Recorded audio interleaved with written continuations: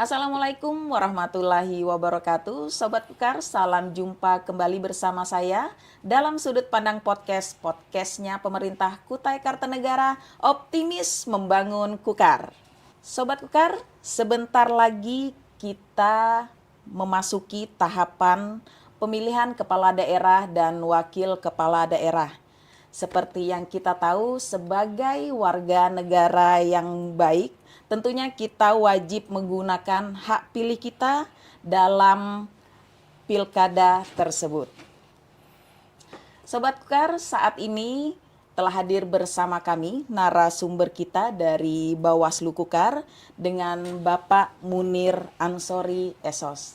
Selamat pagi Bapak. Selamat pagi. Ya, gimana kabarnya nih Pak hari ini? Alhamdulillah baik. Sehat ya Pak ya tentunya Alhamdulillah Pak. sehat. Baik, pengertian netralitas ASN sendiri nih Pak dalam konteks pemilu menurut pandangan Bawaslu ini seperti apa ini Pak?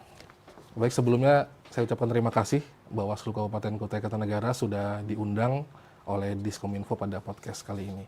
Terkait dengan pertanyaan Ibu tadi, jadi pengertian netralitas itu kita kembalikan ke Undang-Undang 20 tahun 2023 terkait ASN, bahwa setiap ASN itu dalam konteks netralitas, definisi netralitas atau pengertian netralitas itu tidak berpihak ya dari segala bentuk pengaruh manapun dan tidak memihak pada kepentingan lain di luar kepentingan umum bangsa dan negara. Kemudian hal-hal lain yang penting sepanjang ASN itu tidak melakukan hal-hal yang dalam konteks pemilihan. Betul, karena sangat fatal Betul, sekali ya Pak ya. Kalau sepanjang tidak melakukan hal-hal yang menjadi dugaan pelanggaran, maka berarti ASN sudah melakukan sikap netral dengan baik.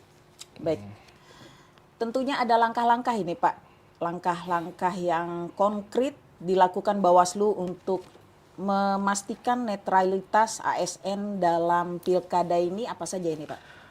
Terkait dengan langkah-langkah, kita ada beberapa hal yang bisa disebut sebagai strategi dalam pengawasan, utamanya ASN. Betul. Kita sudah melakukan kegiatan sosialisasi yang diselenggarakan oleh Bawaslu Kabupaten sendiri, kemudian juga sosialisasi netralitas ASN yang dilakukan oleh teman-teman Panwascam di 20 kecamatan, sehingga dengan gencarnya pelaksanaan sosialisasi yang pesertanya terdiri dari berbagai latar belakang ASN, itu tujuan agar seluruh ASN mendapatkan akses informasi terkait netralitas ini bisa menjadi optimal. Salah satu langkahnya itu. Kemudian yang lain, kita juga melakukan pencegahan. Betul. Pencegahan ini dalam bentuk surat imbauan yang kita layangkan ke seluruh organisasi perangkat daerah yang ada di Kabupaten Kutai Kartanegara. Kemudian kita juga menyerahkan poster-poster yang berisi terkait imbauan, misalnya dalam poster itu memuat tanda jari. Pasca pasangan calon itu mendapatkan nomor urut, Betul. jari ini harus hati-hati dalam Sensitif ya Pak sensitif sekali. Namun jangan kemudian diterjemahkan jadi hal-hal yang berbahaya ya. Sepanjang kode jari itu bisa ditemukan konteksnya, maka tidak menjadi dugaan pelanggaran. Karena ada beberapa program pemerintah yang menggunakan kode jari untuk simbol-simbol program kerjanya, misal salam literasi, kemudian teman-teman DPLKB itu anak 2 cukup, apa segala macam, itu tidak perlu khawatir. Nah, kemudian juga kita langkah pencegahan yang kita awasi terkait netralitas ASN ini adalah kita meramaikan media sosial. Di akun ofisial Bawaslu Kukar, kemudian 20 akun media sosial dari Panwascam juga diramaikan dengan share dari media. Karena jangkauan media itu sangat luas sekali ya Pak luas, ya. sangat jauh, dan hari ini memang semua orang hampir memiliki akun media sosial, maka kita memaksimalkan peran media itu. Kemudian yang terakhir terkait langkah dan strategi Bawaslu dalam pengawasan netralitas ASN ini, kita setiap ada kegiatan paslon terkait dengan pertemuan terbatas ya, karena ini masih kampanye pertemuan terbatas, teman-teman jajaran Panwascam dan pengawas kelurahan desa yang ada di seluruh kelurahan desa itu melakukan pengawasan melekat. Jadi seandainya dalam kegiatan pertemuan terbatas dari setiap pasangan calon terdapat ya temuan atau laporan bahwa ada ASN yang terlibat, kita lakukan klarifikasi apakah benar yang bersangkutan ini hadir karena tidak tahu atau memang sengaja atau seperti apa, nanti kita lakukan kajian. Nah, pasca nanti dilakukan kajian akan ketahuan ya apakah benar melanggar atau tidak. Mungkin itu salah satu langkah antara banyak. Tadi Bapak ada mengatakan himbauan-himbauan ya Pak ya.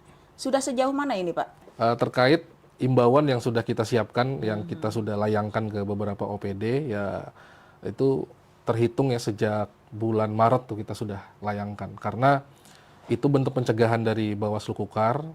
Karena ada potensi kemarin kan pejabat yang sedang bertugas itu mencalonkan diri kembali. Nah itu imbauan yang sudah kita siapkan agar pada saat memang yang bersangkutan kembali mencalonkan diri, ada hal-hal yang beliau harus jaga sebagai incumbent kan. Nah itu kemudian pada saat tahapan pencalonan itu juga kita sudah sampaikan imbauan agar tidak melibatkan ASN, ya kan.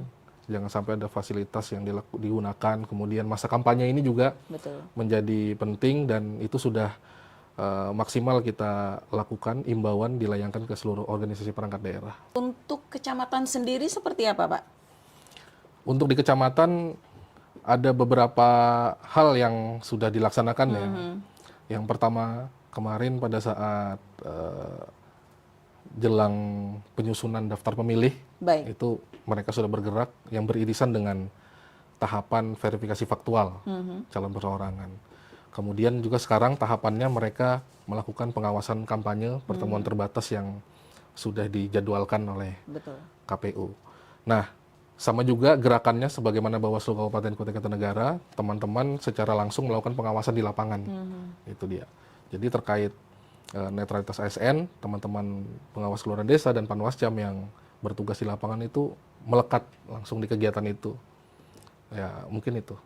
Terkait ASN ini Pak ya, seperti yang kita tahu ada pengawasan-pengawasan tertentu ini untuk ASN yang terlibat secara langsung maupun tidak langsung dalam politik praktis. Ini seperti apa dari Bawaslu-nya sendiri? Berdasarkan peraturan pemerintah nomor 94 tahun 2011 yang mengatur tentang disiplin PNS atau ASN hari ini, di pasal 5 huruf N itu yang berisi tentang larangan untuk ikut serta kampanye, menggunakan fasilitas negara, kemudian mengerahkan sesama PNS, membuat keputusan yang menguntungkan merugikan salah satu paslon, memberikan surut dukungan, mengadakan kegiatan yang mengarah kepada perbiakan, itu menjadi salah satu konsen pengawasan kita. Jadi apabila ada ASN yang memang terbukti melakukan tindakan tersebut yang tadi kami sampaikan, maka dan terbukti melakukan pelanggaran, nanti akan ada 2 pintu ya, yang menjadi konsekuensinya. Kalau dulu hasil kajian kami diserahkan ke Komisi ASN, nah sekarang diganti ke Menpan RB, Kementerian Aparatur Negara dan Reformasi Birokrasi. Dan jika dalam dugaan pelanggaran itu mengandung unsur pidana, maka juga akan masuk dalam tim Gakumdu, penegakan hukum terpadu yang di dalamnya terdiri dari Bawaslu, kepolisian dan kejaksaan. Nah, Baik. Itu dia. Baik. Seberapa besar ini Pak peran dari Bawaslu sendiri dalam sosialisasi pentingnya netralitas ASN kepada pemerintah daerah dan instansi terkait? Tentu peran kita dalam konteks pemilihan ini tidak hanya bergerak sendiri. Ya. Bawaslu dengan kewenangannya dalam hal melakukan pencegahan dan penindakan, kemudian ada pihak lain yang bisa mengoptimalkan perannya, misal dalam hal ini konteks pemerintah daerah melakukan internalisasi dan institusionalisasi. Kalau kami di Bawaslu, tadi surat imbauan, kemudian poster fisik yang kita edarkan ke seluruh OPD, kemudian melalui media sosial, itu sudah kita jalankan. Peran yang pertama. Yang kedua, kita juga melakukan sosialisasi pengawasan partisipatif yang dijalankan oleh Bawaslu melalui program kerja Bawaslu, kemudian juga melakukan sosialisasi ke kerjasama dengan dinas terkait, misalnya Kesbangpol, kemudian Kapolres, dan pihak-pihak lain dalam hal ini misal sekolah atau dinas pendidikan. Harapannya dengan sosialisasi pengawasan partisipatif yang kita galakkan, itu bisa menambah pengetahuan masyarakat secara umum untuk bisa tergerak melaporkan dugaan pelanggaran, turut serta melakukan pengawasan, agar semua masyarakat, seluruh elemen masyarakat teredukasi bahwa penting pengawasan itu bisa dijalankan oleh seluruh unsur. Kemudian dalam kesempatan beberapa waktu yang lalu, ini juga menguatkan peran Bawaslu dalam konteks pemilihan ini.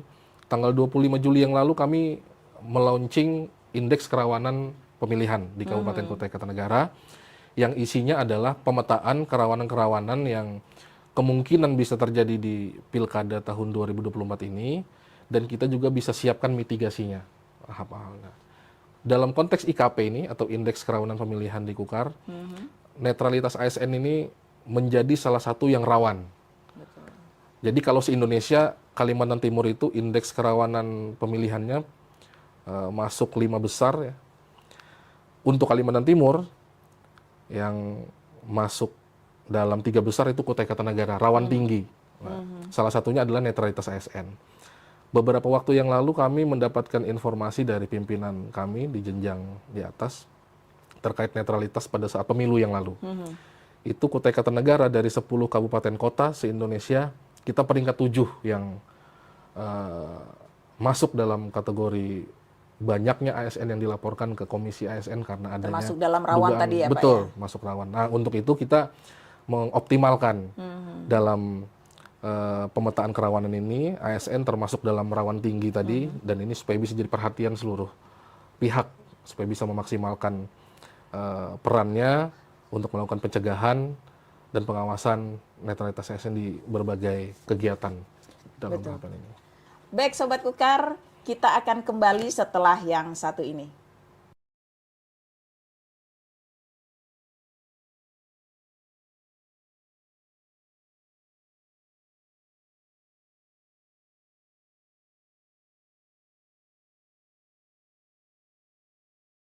Baik Pak, pastinya ada tantangan nih yang sering dihadapi Bawaslu dalam menjaga netralitas ASN. Khususnya di daerah-daerah tertentu ini seperti apa? Seperti yang tadi sempat kita ulas ya, terkait dengan ASN itu di KUKAR pada saat pemilu kemarin masuk dalam 10 besar, dalam pelaporan ke ASN. Nah, ini jadi tantangan tersendiri bahwa sosialisasi yang dilakukan oleh Bawaslu, kemudian juga di awal tadi sempat saya sampaikan, Betul. proses internalisasi dan institusionalisasi dari Pemda sendiri juga harus berbarengan, berjalan bersama.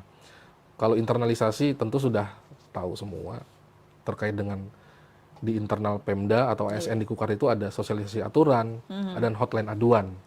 Kalau institusionalisasi ini terkait dengan bagaimana Pemda KUKAR memaksimalkan sistem monitoring dan evaluasi atau MONEV di jajaran ASN. Nah, sehingga kekhawatiran dari indeks kerawanan pemilihan yang sudah kita launching kemarin terkait ASN itu tidak terjadi. Ini tantangan utama kita supaya memantapkan lagi proses internalisasi dan institusionalisasi di jajaran Pemda KUKAR, dan kami dari Bawaslu memaksimalkan proses sosialisasi, koordinasi ke stakeholder, dalam hal ini ASN yang terdiri dari ASN di pemerintahan dan TNI Polri.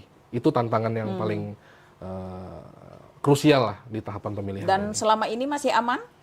Sepanjang dimulainya tahapan pilkada sampai hari ini terkait netralitas ASN masih aman terkendali. Belum menemukan Mudah-mudahan yang tidak, mudah-mudahan tidak ada, Bu. Mudah-mudahan Betul tidak sekali. ada. Mudah-mudahan tidak ada. Bagaimana peran masyarakat sendiri nih Pak dalam membantu Bawaslu melaporkan pelanggaran netralitas ASN? Di saat tahapan pemilu 2024, di antara beberapa laporan netralitas ASN yang kita terima, itu aduan dari masyarakat. Artinya masyarakat memiliki kesadaran dalam konteks pengawasan partisipatif, mereka berkenan untuk melaporkan dugaan pelanggaran yang terjadi ya. Ini bisa kita maknai bahwa secara umum masyarakat di Kutai Kartanegara bisa melibatkan diri dalam proses pengawasan di tahapan pemilu. Nah, di tahapan pemilihan ini juga mudah-mudahan agak luas keterlibatan masyarakat, tidak hanya sekedar melaporkan tapi juga melakukan pencegahan. Betul. Jadi secara mandiri mereka melakukan sosialisasi atau menyampaikan informasi ini kepada banyak pihak, utamanya ASN, bahwa ini yang tidak diperbolehkan. Jangan sampai terjadi ini. Itu yang kita harapkan sih. Masih dalam tahap aman atau sudah fatal? Yang kemarin atau yang sedang sedang berjalan? Masih aman ini. Masih aman. Masih aman. Tidak ada laporan yang secara spesifik melaporkan adanya dugaan pelanggaran ASN di Kutai Kartanegara. Dan kasus-kasus yang menonjol terkait pelanggaran netralitas ASN ini, Pak, yang pernah diawasi atau ditindak oleh Bawaslu ini, apakah ada? Yang paling menonjol saat pemilu yang lalu, ya, di tahun 2024, di saat masa kampanye, ada salah satu pasangan calon presiden yang hadir, kemudian ada masyarakat yang melaporkan bahwa salah satu oknum aparatur sipil negara di Kabupaten Kutai Kartanegara turut serta hadir dalam kegiatan yang dihadiri oleh pasangan calon presiden tersebut. Itu yang paling menonjol kemarin. Tindak lanjutnya? Tindak lanjutnya kita menerima laporan, kita lakukan kajian, dan hasil kajian itu kita teruskan ke Komisi ASN. Nah, untuk tindak lanjutnya seperti apa, itu sudah dalam kewenangan Komisi Aparatur Sipil Negara. Betul. Bagaimana Pak Bawaslu dalam menangani pelanggaran netralitas ASN sendiri ini seperti apa? Berdasarkan ketentuan yang menjadi pedoman kita dalam melakukan tugas dan fungsi di Bawaslu, penanganan pelanggaran terkait netralitas ASN ini sebagaimana juga yang lain ya. Jadi temuan yang kita dapatkan hasil pengawasan langsung oleh Bawaslu atau jajaran di bawahnya, itu akan kemudian kita kaji ya. Kita lakukan penelusuran apakah terbukti benar terjadi pelanggaran atau tidak. Jika terbukti, maka akan kita layangkan selanjutnya, kita rekomendasikan kepada Komisi ASN. Sekarang Menpan RB. Apabila ada masuk ranah pidana, maka akan diteruskan ke Gakumdu. Nah, begitu juga jika bentuk pelanggaran atau dugaan pelanggarannya adalah laporan dari masyarakat, mekanismenya pun sama. Jadi ada dua pintu tadi. Betul. Temuan yang hasil dari pengawasan secara langsung oleh Bawaslu dan jajaran, kemudian laporan dari masyarakat yang disampaikan ke Bawaslu, seperti itu. Baik Pak, apa yang bisa dan tidak boleh ini Pak yang dilakukan oleh ASN sendiri agar tetap profesional tentunya dan netral dalam situasi yang seringkali politis menjelang pilkada ini Pak? Jadi kita juga sering mendapatkan pertanyaan itu dari teman-teman di aparatur sipil negara di berbagai kesempatan, baik di undangan kegiatan resmi maupun kegiatan sosialisasi yang kita sebagai narasumber. Jadi secara singkat kita sampaikan agar teman-teman jajaran Bapak Ibu ASN, TNI Polri itu cukup mengikuti saja aturan yang sudah menjadi pakem baku di internal. Nggak usah neko-neko ya Pak ya? Misal, kan sudah jelas tuh 2011 nomor 94 ya peraturan pemerintah dan ASN, nggak usah ikut kampanye. Betul. Walaupun ini sempat kemarin perdebatan ya, karena ada yang bilang boleh Pak. Tapi dalam insting pencegahan kami, supaya tidak terjadi hal-hal yang tidak diinginkan atau menjadi dugaan pelanggaran, lebih baik tidak usah dihadiri atau diikuti. Betul. Kalaupun misalnya untuk mendapatkan informasi program kerja, visi misi, nah, saya kira ASN hari ini tidak terlepas dari gadget, Bu ya. Sangat mudah untuk mendapatkan informasi hanya seputar visi misi, program kerja dari setiap pasangan calon. Tidak mesti kita harus hadir di pertemuan terbatas atau rapat umum atau kampanye. Jangan sampai nanti pada saat Ibu hadir di situ, ada yang memfoto, padahal waktu itu pulang meliput, mampir. Nah, jadi kalau mending cari aman ya Pak Cari ya, aman. daripada merugikan diri diri sendiri. Nah, Ini betul sekali. konteksnya ke depan Merepotkan mungkin seperti itu. kampanye sudah tidak sampai 60 hari ya, Betul. sisa-sisanya ini menuju 27 November. Baik. Jangan sampai kita mengorbankan karir Ya. yang masih panjang masa pensiunnya hanya karena untuk menghadiri atau melakukan hal-hal yang bisa dianggap melanggar oleh Bawaslu. Betul sekali. Sepanjang Ibu misalnya hadir di sana di kegiatan paslon, memang pada saat itu lewat atau tidak sengaja beli apa, sepanjang ada yang melaporkan, kemudian dalam proses klarifikasi Ibu bisa memberikan informasi yang valid, yang sebenarnya, maka kemudian tidak dianggap sebagai melanggar peraturan, ya aman aja, tidak Yang masalah. penting argumen kita tepat Bisa, ya. betul. Jadi dilaporkan pun tidak usah langsung was-was. Betul sekali. Jangan sampai nanti diterjemahkan, dilaporkan ke Bawaslu, wah ini menjadi ketakutan tersendiri. Ketakutan tersendiri. Justru pada saat posisi kita benar, ya, Betul. untuk ASN TNI Polri, posisi kita benar, dipanggil oleh Bawaslu untuk dilakukan pemeriksaan atau diklarifikasi, sampaikan apa adanya, belum tentu apa yang dilakukan oleh Bapak Ibu itu salah. Justru bisa menjelaskan secara detail konteksnya apa. Ya. Kan, begitu. Kan ada bahasa ya Pak ya. Kalau kita benar ngapain takut, Ngapain ya kan? takut, ya. Nah, seperti itu. Yang penting jangan sampai nanti terlalu percaya diri, ternyata Betul. ada hal-hal yang memenuhi unsur bahwa beliau Iya, betul melakukan sekali. dugaan pelanggaran. Ya, seperti itulah ya Pak ya. Betul. Baik Pak, apa yang ingin Bawaslu sampaikan ini kepada masyarakat kita maupun juga TNI, ASN kita dan juga masyarakat luas tentunya untuk mengajak ke TPS ini Pak dan mensukseskan pilkada di Kutai Kartanegara? Baik, yang pertama sekitar 2 pekan lalu kita bersama Bapak Pejabat Sementara Bupati Kutai Kartanegara, Bapak Bambang Arwanto, kemudian OPD yang kita undang, beberapa elemen masyarakat dan organisasi itu kita melakukan sosialisasi pemilihan kepala daerah di halaman Planetarium Jagat Raya.